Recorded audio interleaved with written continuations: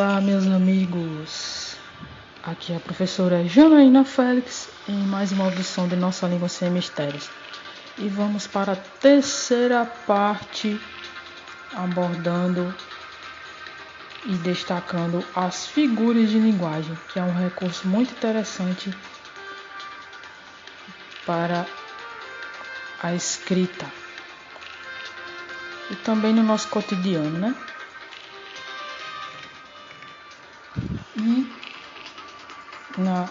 no último programa estávamos dando mais exemplos de metonímia e finalizamos com o paradoxo.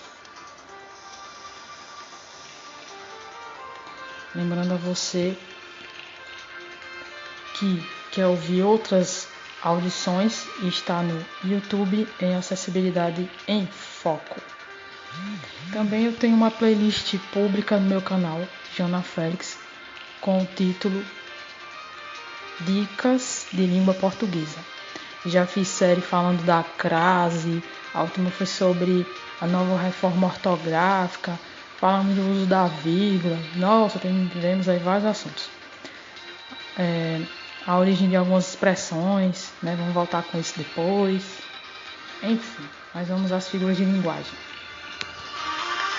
A próxima que eu quero destacar aqui, não se esquecendo do que eu estava falando sobre o paradoxo, fiquei a dizer mais um exemplo. Retirando aqui mais um trecho do poema de Camões, ele diz: é ferida que dói e não se sente. Não existe, né? É um contentamento descontente. É dor que desatina sem doer. Nossa, na verdade esse poema famoso dele, do amor, que até virou uma paráfrase numa canção, né, Monte Castelo, do Legião Urbana, é praticamente todo com ideias de paradoxo em cada verso e as estrofes com antíteses.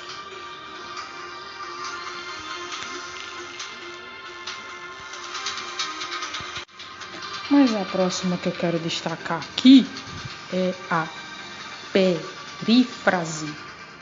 Nossa, que palavrão, né? Perífrase.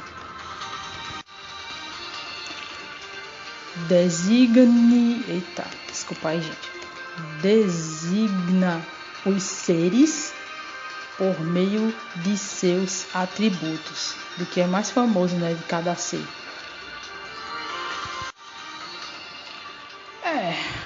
Nesses tempos aí, né, de ameaça de coronavírus, muita coisa mudou. Mas, por exemplo, Rio, cidade maravilhosa. O rei dos animais foi muito generoso.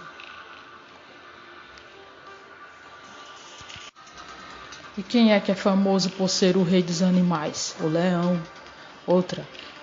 Pesquisei sobre o pai da aviação. Sabemos que o pai da aviação é Santos Dumont. E outra aqui que eu coloco por minha conta. A cidade que não... Vamos lá. A cidade que não para foi obrigada a parar. A gente sabe, né, que a cidade que não para é Sampa, né? São Paulo.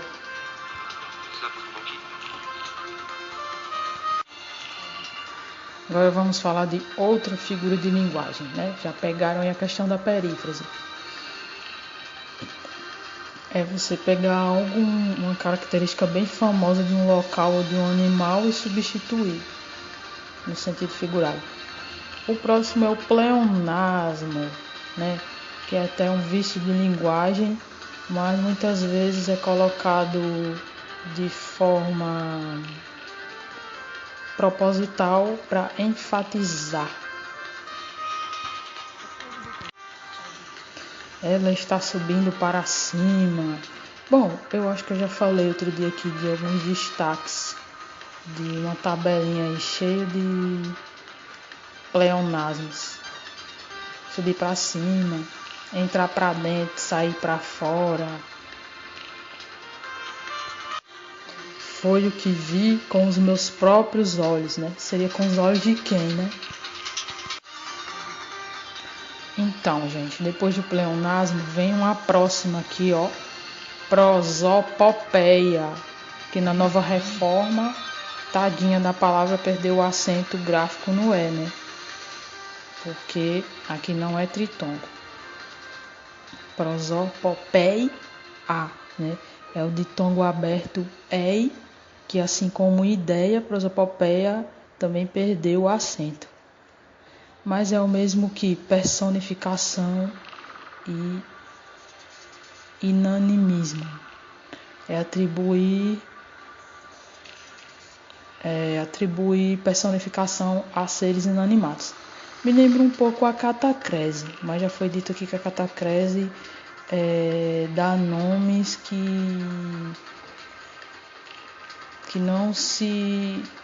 já se tornou popular, né, por ser chamado assim.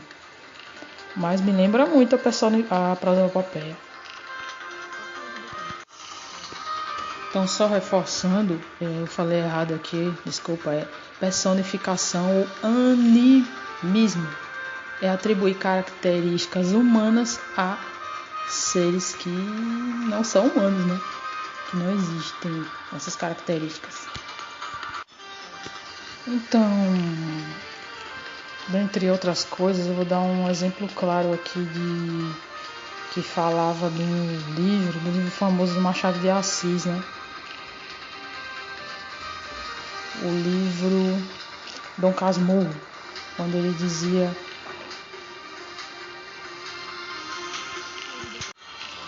que Capitu tinha olhos de ressaca, como a ressaca do mar.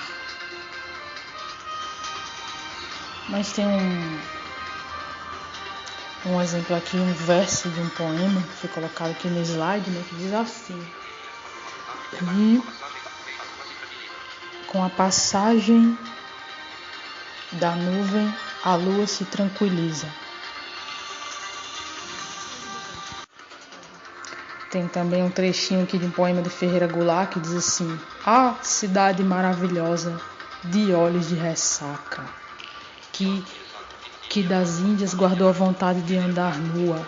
Com a passagem da nuvem, a lua se tranquiliza. Perdão.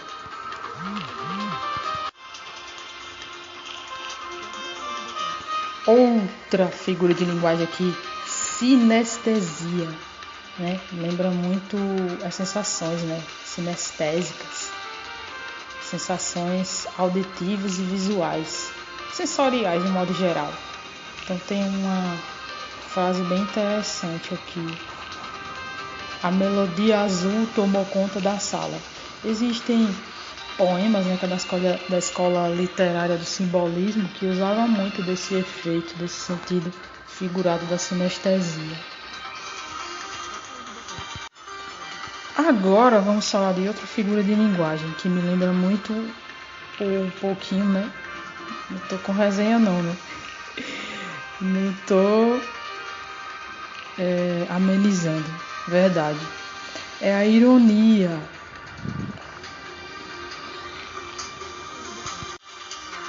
É a inversão de sentido. Afirma-se o contrário do que se pensa, visando a sátira ou a ridicularização.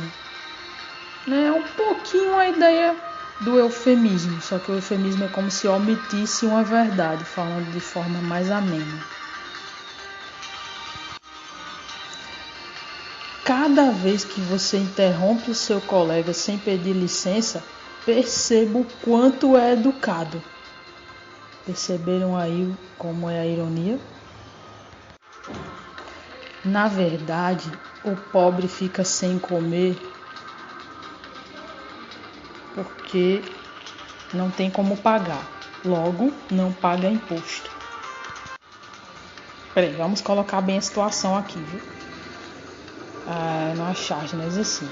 Na verdade, o pobre fica sem comer porque não pode comprar, logo não paga imposto. Não pode comprar porque também não pode pagar, porque não tem dinheiro. Então foi uma ironia. Mas se percebermos o gênero de charge, que para pessoa com deficiência visual esperemos que seja bem acessível, né? Que é bastante encontrada em questões de concursos vestibulares, como no Enem. Charges, tirinhas são bastante utilizadas, essa figura de linguagem da ironia, com eufemismo e por que não dizer com hipérbole também, né? Que é a questão do exagero. Pois é, pessoal, espero que vocês tenham gostado dessa pequena série sobre algumas figuras de linguagem. É isso aí. Se cuidem e estudar é sempre bom. Tchau, tchau!